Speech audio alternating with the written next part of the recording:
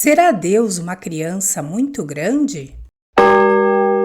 Livro do Desassossego por Fernando Pessoa. Dê um like se você gosta deste canal, comente, compartilhe e se inscreva. Se quiser contribuir, veja como na descrição do vídeo. Obrigada!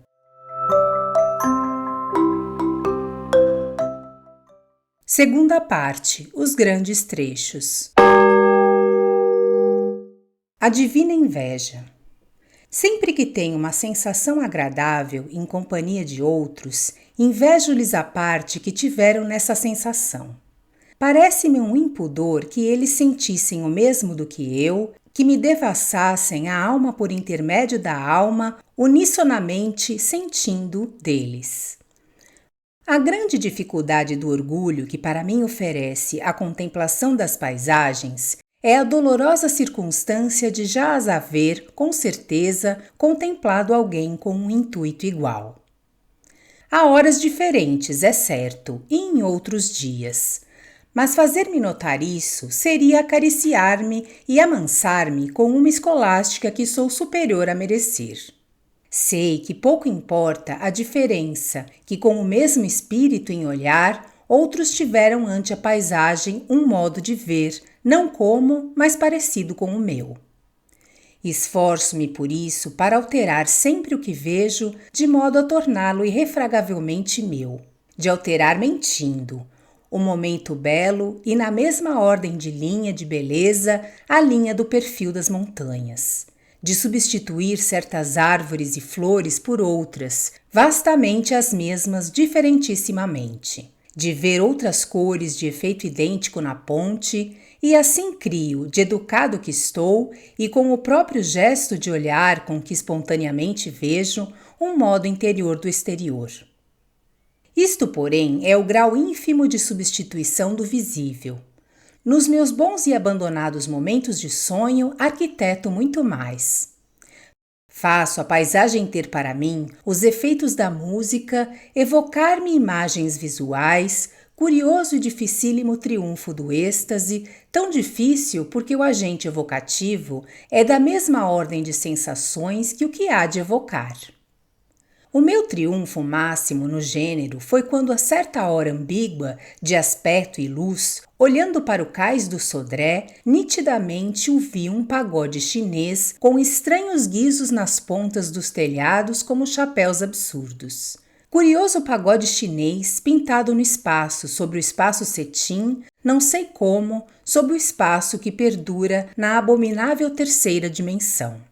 E a hora cheirou-me verdadeiramente a um ruído arrastado e longínquo e com uma grande inveja de realidade. Carta. Assim soubesses tu compreender o teu dever de seres meramente o sonho de um sonhador. Seres apenas o turíbulo da catedral dos devaneios. Talhares os teus gestos como sonhos, para que fossem apenas janelas abertas para paisagens novas da tua alma.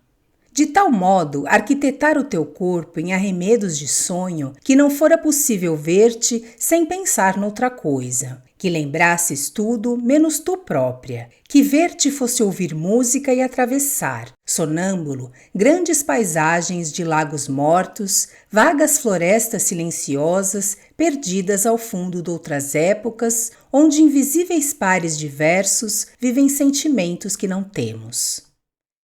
Eu não te quereria para nada, senão para te não ter. Queria que, sonhando eu, e se tu aparecesses, eu pudesse imaginar-me ainda sonhando, nem te vendo talvez, mas talvez reparando que o luar enchera de os lagos mortos e que ecos de canções ondeavam subitamente na grande floresta inexplícita, perdida em épocas impossíveis. A visão de ti seria o leito onde a minha alma adormecesse, criança doente, para sonhar outra vez com outro céu. Falares? Sim, mas que ouvir-te fosse não te ouvir, mas ver grandes pontes ao luar, ligar as duas margens escuras do rio, que vai ter ao ancião mar, onde as caravelas são nossas para sempre. Sorris? Eu não sabia disso, mas nos meus céus interiores andavam as estrelas. chamas-me dormindo. Eu não reparava nisso, mas no barco longínquo, cuja vela de sonho ia sob o luar, vejo longínquas marinhas.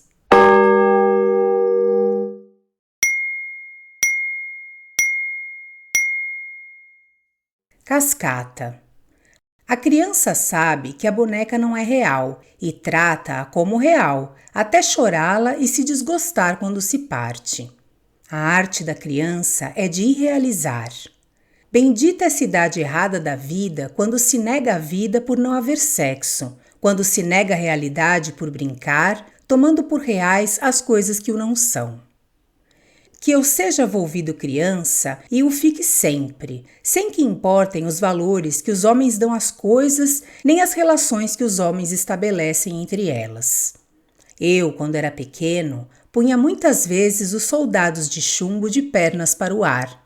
E há argumento algum, com jeito lógico para convencer, que me prove que os soldados reais não devem andar de cabeça para baixo? A criança não dá mais valor ao ouro do que ao vidro. E, na verdade, o ouro vale mais? A criança acha obscuramente absurdo as paixões, as raivas, os receios que vê esculpidos em gestos adultos.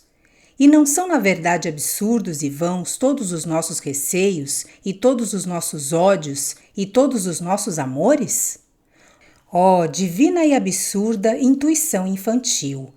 Visão verdadeira das coisas que nós vestimos de convenções no mais nu vê-las, que nós embrumamos de ideias nossas no mais direto olhá-las. Será Deus uma criança muito grande? O universo inteiro não parece uma brincadeira, uma partida de criança travessa? Tão irreal, tão... Lancei-vos rindo esta ideia ao ar, e vede como ao vê-la distante de mim, de repente vejo o que de horrorosa ela é. Quem sabe se ela não contém a verdade? E ela cai e quebra-se-me aos pés em pó de horror e estilhaços de angústia. Acordo para saber que existo. Um grande tédio incerto gorgoleja erradamente fresco ao ouvido, pelas cascatas, cortiçada abaixo, lá no fundo estúpido do jardim. Cenotáfio. Nem viúva, nem filho lhe pôs na boca o óbolo com que pagasse a Caronte.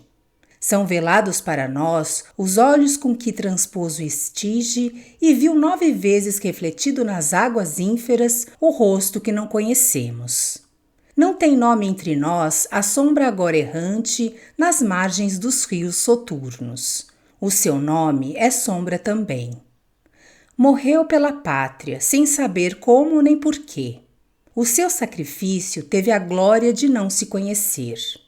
Deu a vida com toda a inteireza da alma, por isso, não por dever, por amor à pátria, não por consciência dela. Defendeu-a como quem defende uma mãe, de quem somos filhos não por lógica, senão nascimento. Fiel ao segredo primevo, não pensou nem quis, mas viveu a morte instintivamente como havia vivido a sua vida. A sombra que os agora se irmana com as que caíram em Termópilas, fiéis na carne ao juramento que tinham nascido. Morreu pela pátria como o sol nasce todos os dias. Foi por natureza o que a morte havia de torná-lo. Não caiu servo de uma fé ardente, não o mataram combatendo pela baixeza de um grande ideal. Livre da injúria, da fé e do insulto do humanitarismo, não caiu em defesa de uma ideia política, ou do futuro da humanidade, ou de uma religião por haver. Longe da fé no outro mundo, com que se enganam os crédulos de Maomé e os sequazes de Cristo, viu a morte chegar sem esperar nela a vida. Viu a vida passar sem que esperasse vida melhor. Passou naturalmente como o vento e o dia, levando consigo a alma que o fizera diferente. Mergulhou na sombra como quem entra na porta onde chega. Morreu pela pátria a única coisa superior a nós de que temos conhecimento e razão. O paraíso do maometano ou cristão, o esquecimento transcendente do budista, não se lhe refletiram nos olhos quando nele se apagou a chama, que aviva na terra. Não soube quem foi, como não sabemos quem é. Cumpriu o dever, sem saber que cumpria. Guiou-o o que faz florir as rosas e ser bela a morte das folhas. A vida não tem razão melhor, nem a morte melhor galardão. Visita agora, conforme os deuses concedem, as regiões onde não há luz, passando os lamentos de Cocito e o fogo de Flegetonte, e ouvindo na noite o lapso leve da lívida onda Leteia. Ele é anônimo como o instinto que o matou. Não pensou que ia morrer pela pátria. Morreu por ela. Não determinou cumprir o seu dever. Cumpriu-o. A quem não teve nome na alma, justo é que não perguntemos que nome definiu seu corpo. Foi português. Não sendo tal português, é o português sem o seu lugar, não é ao pé dos criadores de Portugal, cuja estatura é outra e outra consciência. Não lhe cabe a companhia dos semideuses, por cuja audácia cresceram os caminhos do mar e houve mais terra que caber no nosso alcance. Nem estátua nem lápide narre quem foi o que foi todos nós. Como é todo o povo, deve ter por túmulo toda esta terra. Na sua própria memória, o devemos sepultar e por lápide pôr-lhe o seu exemplo apenas. Desejo que tenham gostado. Obrigada e até a próxima!